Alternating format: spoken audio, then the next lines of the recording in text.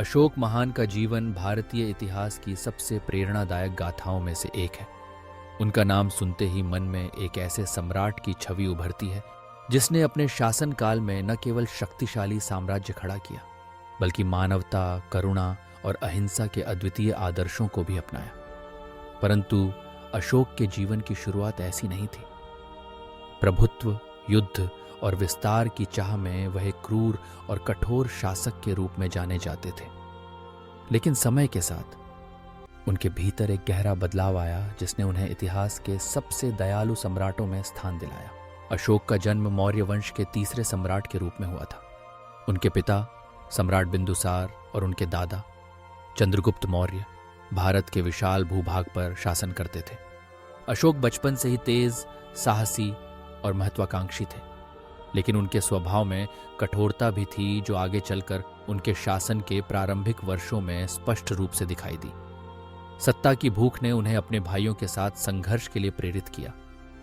कहा जाता है कि सिंहासन के लिए अशोक ने अपने भाइयों के साथ क्रूरता दिखाई और अंततः उन्हें पराजित कर सत्ता हासिल की। अशोक के आरंभिक शासनकाल में युद्ध और विस्तार की नीति सर्वोपरि थी। उनका ध्यान साम्राज्य को और भी विशाल बनाने पर था। अशोक ने अनेक राज्यों पर विजय प्राप्त की, लेकिन इन सभी में कलिंग का युद्ध सबसे अधिक प्रसिद्ध और निर्णायक सिद्ध हुआ। कलिंग एक समृद्ध और स्वतंत्र राज्य था जिसे अशोक ने अपने नियंत्रण में लाने के लिए विशाल सेना भेजी। यह युद्ध अत्यंत भीषण था, जिसमें हजारों सैनिक और आम नागरिक मारे गए। युद्ध के बाद जब अशोक ने रणभूमि का निरीक्षण किया तो वहां बिखरी लाशें, रोते बिलखते लोग और विनाश का मंजर देखकर उनका हृदय विचलित हो उठा। कलिंग युद्ध के बाद अशोक में एक अद्भुत परिवर्तन आया। उनके भीतर गहरी आत्मग्लानि और पश्चाताप की भावना जागी। उन्होंने महसूस किया कि सत्ता और विजय से अधिक मूल्यवान मानवता, शांति और करुणा है। इसी आत्मबोध ने अशोक को अहिंसा और बौद्ध धर्म की ओर प्रेरित किया। उन्होंने गौतम बुद्ध के आदर्शों को अपनाया और अपने जीवन में करुणा, क्षमा और प्रेम के सिद्धांतों को प्रधानता दी। अशोक ने अपने पूरे साम्राज्य में शांति और अहिंसा का संदेश फैलाया। उन्होंने हिंसा, युद्ध और अत्याचार का त्याग करते हुए अपने प्रजा के कल्याण को सर्वोपरि रखा। अशोक के आदेशानुसार उनके साम्राज्य में पशु बलि बंद कर दी गई, कैदियों के साथ मानवीय व्यवहार किया जाने लगा और चिकित्सा, शिक्षा तथा सार्वजनिक कल्याण के लिए अनेक योजनाएं शुरू की गईं। अशोक ने अपने शासनकाल में धर्म की स्थापना की, जिसे धम्म कहा जाता था। धर्म के सिद्धांतों में सत्य, अहिंसा, दया, क्षमा और सभी जीवों के प्रति सम्मान का समावेश था। अशोक ने बौद्ध धर्म के प्रचार प्रसार के लिए कई महत्वपूर्ण कदम उठाए। उन्होंने अनेक स्तूप, विहार और स्तंभों का निर्माण कराया, जिन पर धर्म के उपदेश अंकित थे।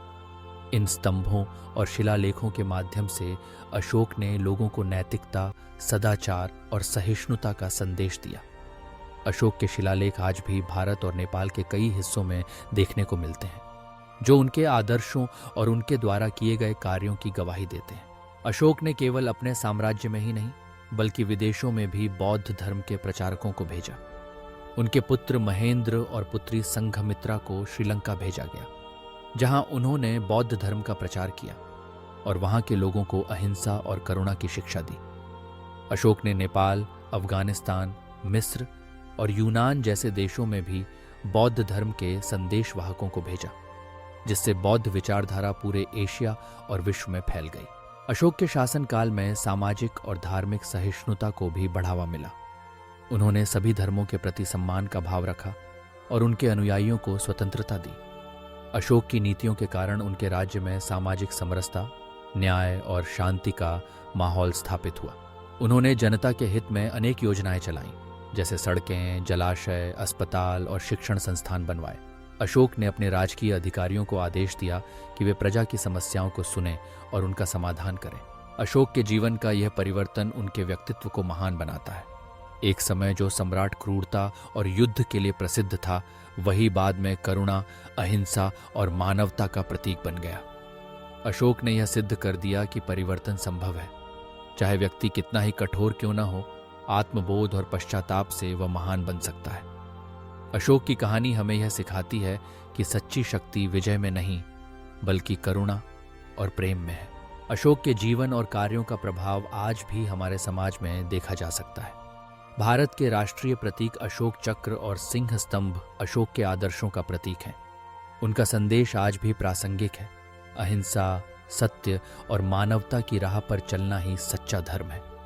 अशोक ने अपने जीवन से ये उदाहरण प्रस्तुत किया कि इतिहास की दिशा केवल तलवार से नहीं बल्कि विचारों और मूल्यों से बदलती है। अशोक महान की गाथा हमें यह प्रेरणा देती है कि सच्चा नेतृत्व केवल शक्ति और विजय से नहीं बल्कि करुणा, सहिष्णुता और मानव कल्याण के प्रति समर्पण से प्राप्त होता है। अशोक का जीवन एक दर्पण है जिसमें हम अपने भीतर झांक सकते हैं और देख सकते हैं कि परिवर्तन की शक्ति हमारे भीतर ही छुपी है।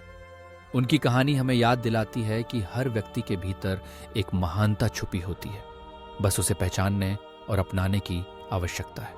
अशोक महान के जीवन की यह यात्रा एक क्रूर राजा से दयालु सम्राट तक न केवल भारतीय इतिहास में बल्कि मानव सभ्यता के इतिहास में एक अमिट छाप छोड़ती है। उनकी विरासत हमें यह सिखाती है कि करुणा और प्रेम से ही समाज और राष्ट्र का सच्चा विकास संभव है।